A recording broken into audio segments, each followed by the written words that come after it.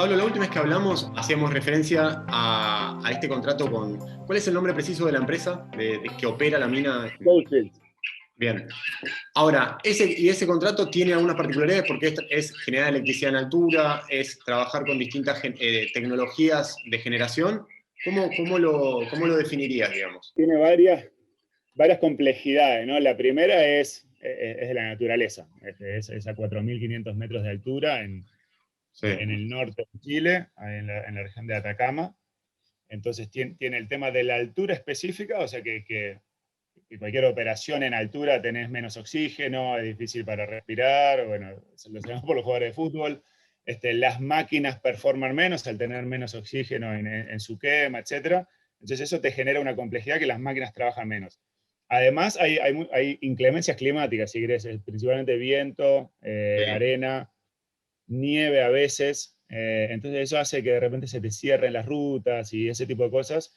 Entonces tenés una mezcla entre la complejidad de hacerlo operar allá arriba con la confiabilidad que le tenés que dar a esta planta porque podés quedar aislado 3 días, 5 días y tenés gente allá con 0 grados. Totalmente. Entonces, si no tenés confiable, se te congelan. Ahora, ¿y cuántos megas, qué capacidad instalada fue la que instalaron ahí? La vamos a instalar, ¿no? Está Sí. en proceso de construcción la mina. La planta que ellos tienen, o sea, la operación completa consume aproximadamente 15 megawatts, ese es el consumo pico que ellos tienen. Sí. Entonces lo que estamos instalando es una planta térmica de 16 megawatts, con generadores diésel, 16 Sí. megawatts, en la altura, ¿no? Entonces eso instalás más capacidad instalada para llegar a tener efectivo los 16 megas. Exacto. Y una planta solar de 10 megas, que es 9,9, y en realidad son 3 plantas solares conectadas que por la disponibilidad de espacio hubo que adaptarse a la montaña, ¿no? Entonces no se podía poner así un rectángulo lindo de paneles solares, tuvimos que hacer en 3 lugares, 3 valles que había en la región, adaptarnos a la forma de la montaña y bueno, instalar estas 3 que generan los 10 megas solares. Pablo, y ahí, a ver, siempre lo que es el proceso de medición o de conocimiento del terreno y más que nada de captura de datos para después tener la mayor confiabilidad posible de que vos lo que instalás ahí, la planta que generás, tanto térmica como solar en este caso, efectivamente aporte o genere lo que vos proyectaste, es complejo en cualquier escenario. En un escenario de cordillera, montaña, es todavía más difícil. ¿Cuánto le llevó la factibilidad, la evaluación de todo el proyecto en sí, digamos? Mira, estamos trabajando con ellos hace 2 años en este proyecto. No necesariamente por el output de energía, porque entiendo lo que vos decís y de repente, no sé, en un proyecto eólico necesitas 5 años de mediciones para Exactamente. ese tipo de cosas. Nosotros la parte técnica la conocemos bastante porque tenemos operaciones muy similares en la misma región, ¿no? O sea, tenemos operaciones a 4 o 5 mil metros de altura con generación diésel. Entonces, lo que nos dan nuestros generadores a esa altura lo tenemos bastante claro. Bien. Sí, la disponibilidad de terreno en la altura fue así. Fue ir a medir y entender realmente cuánto había disponible, cuánto se podía usar y todo eso. Eso llevó un tiempo. Y lo que hicimos también fue varias iteraciones respecto a la tecnología ideal a instalar. Entonces dijimos, bueno, inicialmente lo hacemos solo con diésel, después, bueno, diésel agreguémosle solar, evaluamos el tener gas, el llevar un pipeline virtual, así con camiones, con gas líquido. Sí.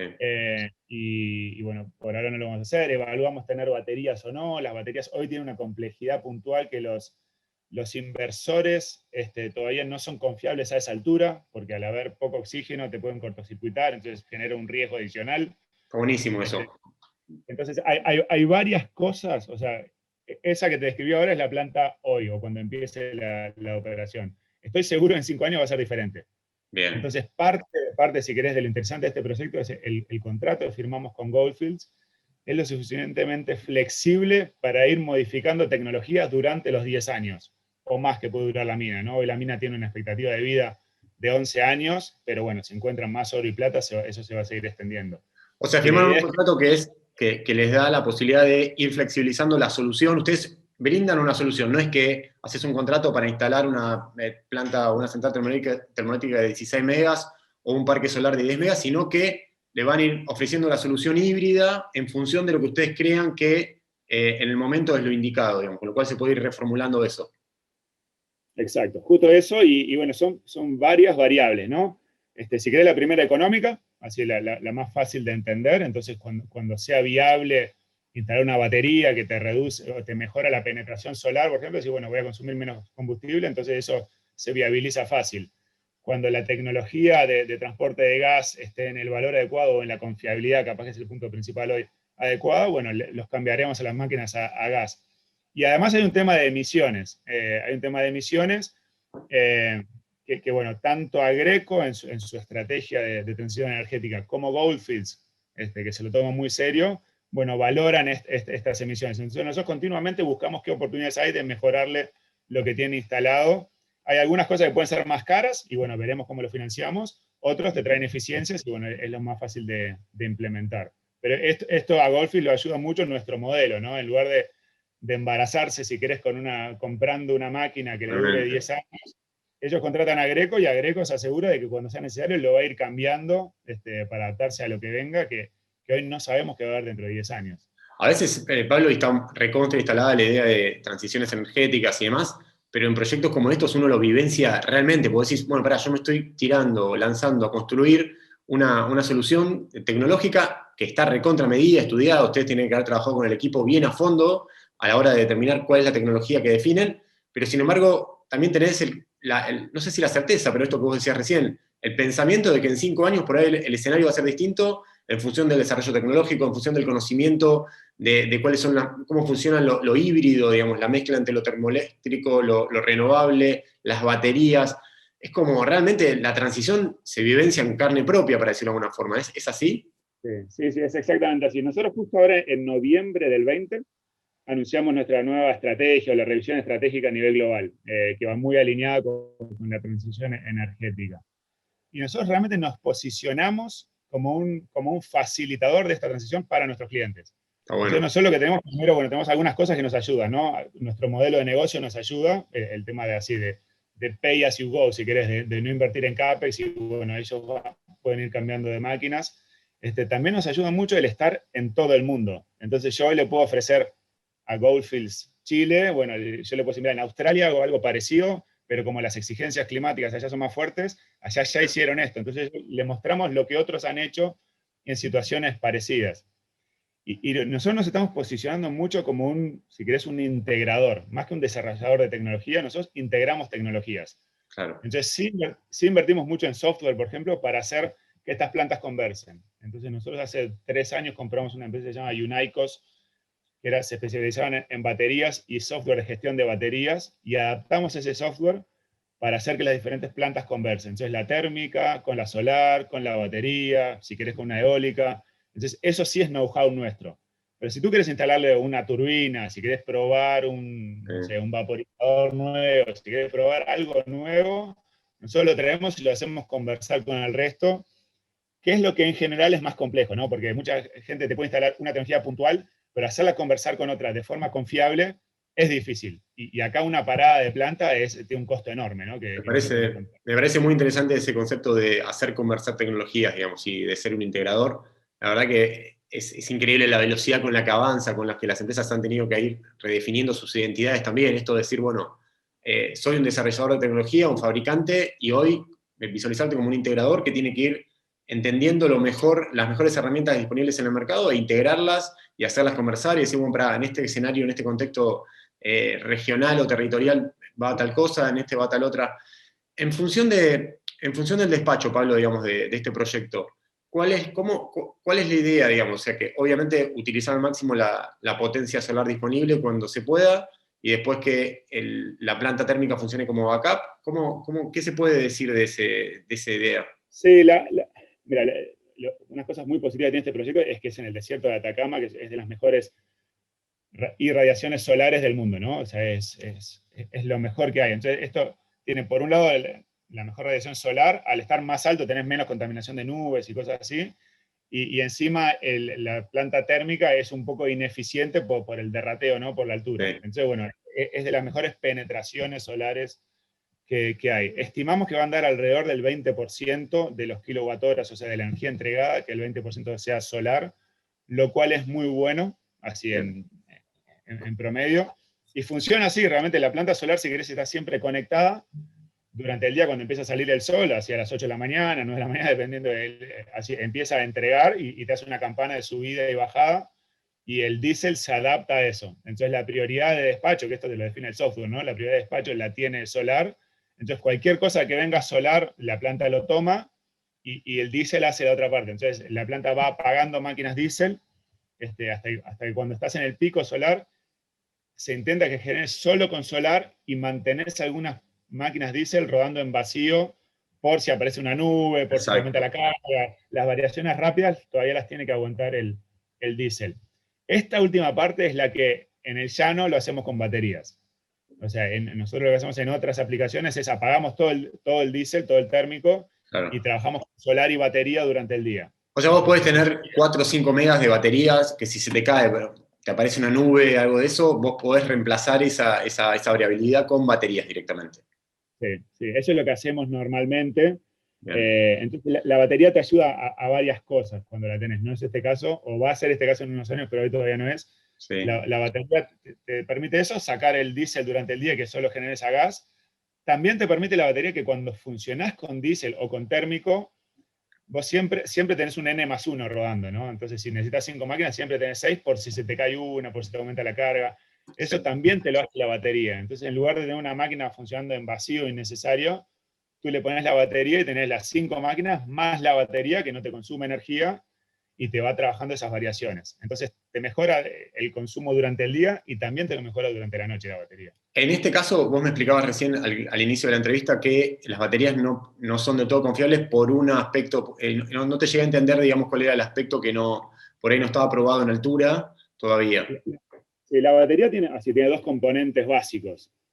La batería en sí, o sea, tiene un rack lleno de baterías, Sí. como el celular grande, y después tienes los inversores que te cambian corriente alterna en continua, o continua de la batería en Exacto. alterna. Sí. Esos inversores, esos equipos, no están comprobados todavía de forma confiable y comprobada para trabajar a esa altura. Creo que sean un límite de 3000 los que hemos probado. Entonces, parte del proceso, nosotros tenemos un compromiso con Goldfish en empezar a desarrollar o encontrar un partner para que desarrolle esos inversores para poder implementar baterías a esa altura. Otra opción sería hacer cuartos presurizados, porque el problema principal es la presión atmosférica. Sí. Hacer cuartos presurizados y meter las baterías adentro, pero bueno, eran como muchas variables y es muy fácil para nosotros agregar una batería. Entonces dijimos, bueno, empecemos sin y capaz que 6 meses después le metemos una batería de parte de la flexibilidad del contrato, ¿no? Entonces nosotros tenemos la batería, lo podemos instalar en cualquier momento, pero bueno, el contrato inicial no las considera. Y en el caso de que la logística, la infraestructura realmente, no sé, mejore o ustedes les generen un mayor nivel de confiabilidad y vos puedas transicionar a reemplazar el diésel con un gas natural transportado por gasoducto virtual, un GNL si aparece por algún lado, un gasoducto. Eso, la tecnología que estás instalando ahora, ¿te permite ese nivel de flexibilidad o tendrías que reemplazar esos equipos por otros nuevos? ¿Cómo lo están contemplando ahí? Parcialmente, o sea, las máquinas que tenemos te permiten hacer un 50% gas, 50 diésel. Entonces, con la misma instalación le podríamos subir gas y hacer 50-50. Bien. Lo cual es bastante bueno, ¿no? Porque si quieres mantener la confiabilidad de que en caso de que la cadena de gas se te corte, funciona solo con diésel. Entonces, te mejora un poco la confiabilidad de la planta. Para hacerlo 100% gas deberíamos cambiar las máquinas, que puede ser algo que también nuestro modelo de negocio lo permite, ¿no? Porque si Goldfish me dice, mira, te devuelvo estas 20 máquinas diésel y yo las reaplico en alguna otra parte del negocio, Totalmente. Lo que nosotros vemos en esta estrategia de transición energética que decía es que las máquinas diésel las vamos a seguir usando, pero cada vez más en aplicaciones que funcionan pocas horas. Entonces, en corte de horario punta, en backup, en ese tipo de cosas, entonces nosotros vamos a seguir teniendo casa para esas máquinas diésel y todas las operaciones que funcionan más 24 horas van a ir teniendo más al gas en forma híbrida, ¿no? Con otras aplicaciones. Pablo, ahí vos me decías recién el comparativo sobre cómo es un proyecto en el llano y un proyecto en altura como el que están realizando ahora. En el llano, digamos, cuando vos pensás un proyecto de N cantidad de megas, ¿cuál es el tope que te permite meter baterías? Vos podés meter un proyecto de 50 megas, le podés poner baterías para almacenar o para tener, no sé, manejar un cambio de variabilidad de carga de 10 megas, 5 megas, ¿O todavía eso está por encima, fuera de rango, o estás en rango de que las baterías te sirvan para eso? No sé si se entendió la pregunta. Sí, sí, mira, proyectos de batería ves en el mundo de todo tipo, ¿no? O sea, ves plantas de 40 megas de baterías. Ok, En nuestras aplicaciones estamos evaluando baterías hasta 10, 15 megas, como parte del híbrido, te estoy diciendo así, porque realmente las baterías tienen muchas aplicaciones diferentes. Como parte del híbrido, hoy estamos instalando en una mina en África 50 megas térmicos, 40 solares y son creo que son 15 o 20 de baterías. wow. Con lo cual, un Pero proyecto de 100 megas, vos le metés baterías ahí adentro por un 10, 15, 20%, digamos, de eso. siempre que tengas un híbrido, la batería te va a ayudar, porque realmente la batería te hace mucho para que la conversación entre las tecnologías sea más fluida, ¿no? Exacto. Entonces, en la entrada y salida te hace todo más confiable la batería. Pero hay que entender muy bien la aplicación de la batería, ¿no? Porque hay mucha gente, muchos me hicieron la pregunta en este proyecto, ¿por qué no haces solo solar y batería? ¿Por qué no Exacto. generás durante el día y almacenás para la noche? Para eso la tecnología todavía es muy cara. Entonces, cargar la batería de día y descargarla de noche, o sea, si querés usar un solo ciclo por día, una carga y una descarga, es muy cara. Es mucho más caro que generar con diésel. ¿Cuál es el precio dólar megawatt hora que te da más o menos esa situación? Si tuvieses que hacer eso, digamos. Te da 300 300 y pico de megas, poner 300, 400 megas. Ok. dólares por mega. Sí. Perdón, dólares por mega, exacto. Entonces la batería, o sea, para que la batería sea económicamente viable, si querés la tenés que usar varias veces por día, la carga y descarga, ¿no? O pequeñas cargas y descargas, que es Bien, lo que hace esto, la entrada de solar, alguna nube, todo eso te hace que la estés usando continuamente, y no solo una vez por día. claro, entiendo. Entonces, para usar eso, realmente son aplicaciones donde lo económico no es lo fundamental, ¿no? O sea, querés tener una isla sin un generador porque es un paraíso turístico. Y bueno, le pones un par de baterías y haces eso. Pero no es tan barato todavía. Pablo, una pregunta para evaluar realmente la tendencia o la envergadura de la tendencia. Yo me acuerdo hace, no sé, 10, 15 años, el paradigma de generación eran ciclos combinados. Si vos tenías gas natural, una turbina grande, dos turbinas de gas y una de vapor, un ciclo combinado de 700, 800 megas, era como el paradigma deseado, por lo menos en lo que es el parque de generación argentina. Después, en la medida también de la falta o la escasez de gas y demás, eso motivó empezar a pensar de forma más flexible, ¿por qué no motores? ¿Por qué no equipos más chicos que puedan reaccionar más rápido, que puedan cubrir picos? O sea, no tiene sentido instalar centrales tan grandes. Después se avanzó de eso, vamos al híbrido y combinemos, o vamos a renovables, después combinemos térmico renovable, después metamos baterías. Hoy, de los proyectos que comercializan o que instalan o que concretan ustedes, ¿qué participación tienen los proyectos híbridos en esa cartera, digamos, de proyectos? ¿Es importante o siguen siendo una parte marginal del negocio? Es importante y es cada vez más importante. Nosotros tenemos nuestros principales mercados son petróleo, minería y utility, ¿no? Empresas eléctricas en general. Totalmente. Los primeros dos, petróleo y minería, la mayoría de nuestras aplicaciones son aplicaciones en isla, como esta de Salares. Las que son en isla, te diría, tienden a ser, no sé si todas híbridas, pero así me animo a decir que 80-90% van a ser híbridas. Wow. Ahora, Hoy, en esto, ya hoy, este año que no, viene. Sí, se van a hacer en los próximos años. bien. Nosotros incluso tenemos muchos clientes hoy que están solo con diésel y ya le estamos agregando una batería. Y estamos viendo de ponerle un molino eólico, depende de la duración Entiendo. del proyecto.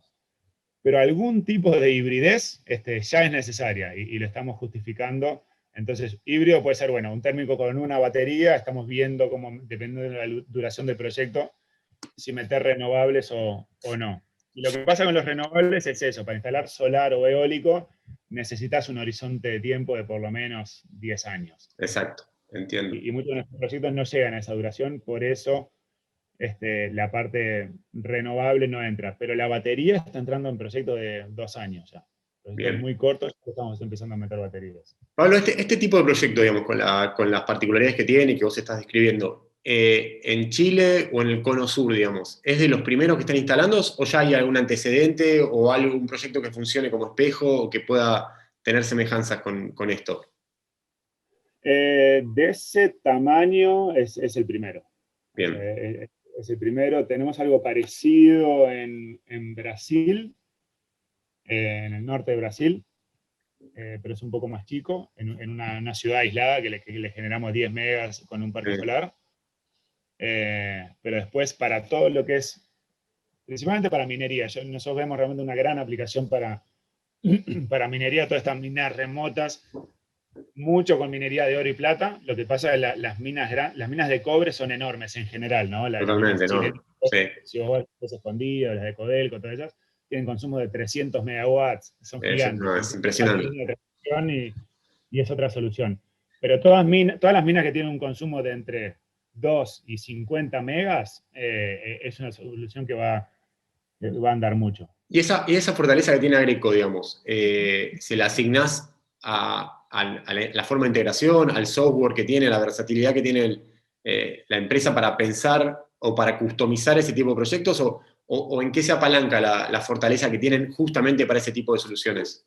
Mira, por un lado, nosotros estamos con mucho foco en sectorizar nuestro camino al mercado, entonces en entender muy bien a nuestros clientes. Y por eso Sí, te decía esto de petróleo, oil and gas y petróleo, minería y concesionarias, que son las tres principales que tenemos en América Latina, es a lo que yo le dedico el 95% de mi tiempo. O sea, realmente en entender lo que esa gente necesita y adaptarnos a sus necesidades, ¿no? Entonces, bueno, eso lo entendemos mucho. Por otro lado, centralmente estamos guiando nuestras inversiones, o lo que nosotros decimos nuestro manufacturing, que está en Escocia, a integrar estas tecnologías. Entonces estamos metiendo bastante research and development en esta integración de tecnologías. Y si querés, hemos cambiado un poco nuestro foco. Hace 5 años nosotros nos creíamos más OEMs, más fabricantes de tecnología. Hoy claro. nos hemos sacado un poco ese chip. Hoy decimos que somos integradores.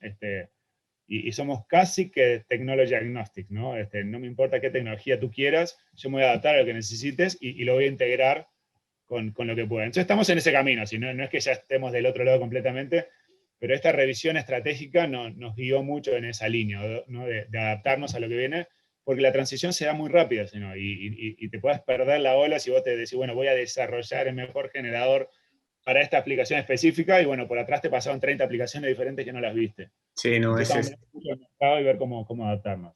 es muy interesante lo que decís, porque es cierto, la velocidad en el desarrollo tecnológico, en los cambios tecnológicos, es tan grande que por ahí vos hiciste un muy buen producto, pero que de repente en 2, 3 años perdió el fix con el mercado, es complejo. Claro. En todos esos cambios tan abruptos que están pasando, ¿la pandemia crees que va a acelerar alguna de esas particularidades? ¿Pensás que no, que va a ser neutral, que no va a tener tanto impacto? ¿Crees que sí? ¿Cómo lo analizás eso? Eh, Buena pregunta, no sé, no le veo una respuesta clara. Creo que ha acelerado mucho la comunicación, ¿no? La pandemia, increíblemente así. Es cierto, sí. Para muchos ya era normal esto de tanta videoconferencia o interactuar con distintas personas en todo el mundo, para otros no tanto. Yo de este proyecto de Goldfish he hablado con gente en Australia, he hablado con gente en Sudáfrica, he hablado con gente en Europa. No sé si era tan rápido esto antes, pre-pandemia, ¿no? Yo creo que la pandemia aceleró mucho eso, que si iba a dar natural iba a demorar más años, y eso integra todo mucho más, ¿no?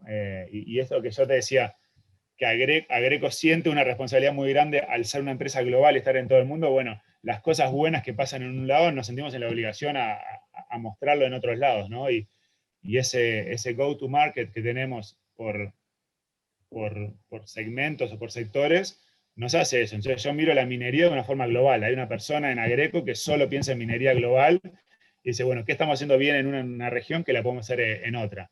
Todo Es- eso te acelera el encontrar nuevas cosas, ¿no?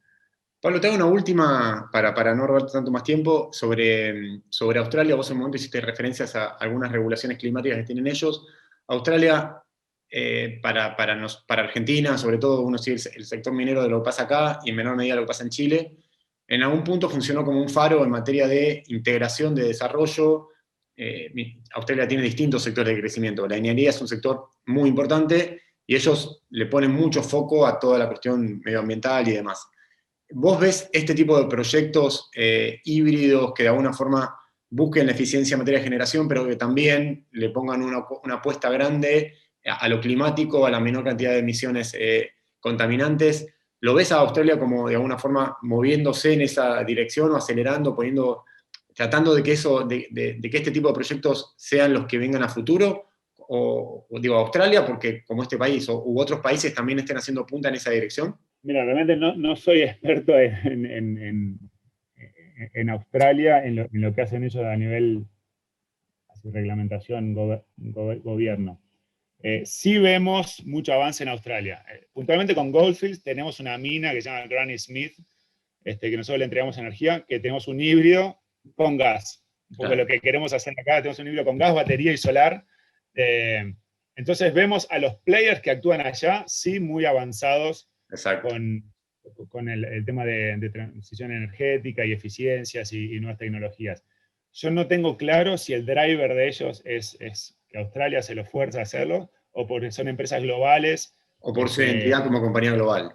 Entonces, muchos de nuestros clientes que cotizan en la bolsa, la mayoría de ellos en Londres, tienen esos compromisos con sus inversionistas y con sus accionistas para ir en esa línea. Entonces, no me queda claro si es el mercado que lo demanda o son los países. Es muy interesante lo que planteas, porque uno se pregunta si en algún momento los desarrollos hidrocarburíferos, que de alguna forma no están en lugares que no funcionan tanto como isla, como la minería, que por ahí tienes un proyecto en montaña muy alto, también este paradigma de sumar lo híbrido no va a ir avanzando o no se va a establecer como una condición que establezca, que la pide el mercado, digamos. Si vos querés emitir algún título de deuda, si querés cotizar en alguna de las principales bolsas del mundo, eso quizás va a pasar. Claro, no es una pregunta, es un sí rotundo. Sí. A nosotros nos pasó mucho, así que fue interesante en esta discusión estratégica que tuvimos. Hay la gente que más conversa con el mercado, o sea, los que están en Londres, CEO, CFO, etcétera, que conversan con nuestros dueños, nuestros accionistas y con los analistas, tiene una presión del mercado por la transición energética muy fuerte, porque ven que van a conseguir plata más barata si somos lo más renovables. Nosotros, por otro lado, decimos, bueno, me encanta todo eso, pero yo tengo que ir al ritmo de mis clientes. Tampoco puedo llegar al cliente a ofrecerle algo que ellos no pueden pagar hoy o no está preparado. Entonces, bueno, ahí se da lo interesante de este mix. Pero muchos de nuestros clientes globales petroleros, hidrocarburíferos, están en la misma línea. Está buenísimo. Nosotros, inclusive, en Argentina estamos trabajando con algunos de ellos. Tenemos una batería con Pampa funcionando en un proyecto de ellos en el sur para reducir el consumo de gas. Entonces, sí están interesados y estamos conversando en cómo hacerlo, obviamente dentro de un mercado competitivo. Entonces, tú tampoco puedes triplicar tu costo Totalmente. Entonces, es un mix entre ambas cosas, pero sí es una realidad que está viniendo cada vez más fuerte. Pablo, la verdad que te agradezco, como siempre es un placer hablar con vos. Gracias por la buena onda, porque de verdad es un clima súper ameno. Y bueno, estamos en contacto en cualquier momento. Dale, cuando quiera, Nicolás, lo mismo digo y bueno, hasta la próxima. Un abrazo.